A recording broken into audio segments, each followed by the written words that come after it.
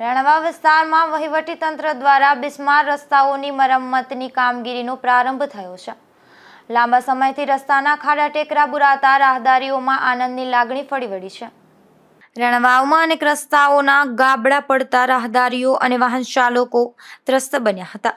છેલ્લા 3 માસથી ચૂંટણીની કામગીરીમાં વહીવટીતંત્ર વ્યસ્ત હતું અને પ્રજાના પ્રતિનિધિ વિકસિત ભારતના ગુણગાન ગાવામાં વ્યસ્ત હતા.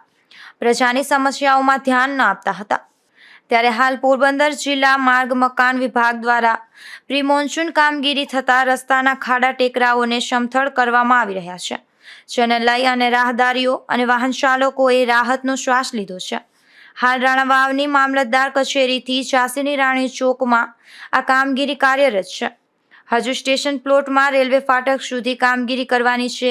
ત્યારે મોડ પરથી રાણાવાવ સુધીનો નવનિર્મિત પેવર રોડ પૂર્ણતાને આરે છે, જેથી રાણાવાવ વિસ્તારમાં રસ્તાઓની સમસ્યા દૂર થતાં લોકોમાં આનંદની લાગણી પ્રસરી જોવા પામી છે.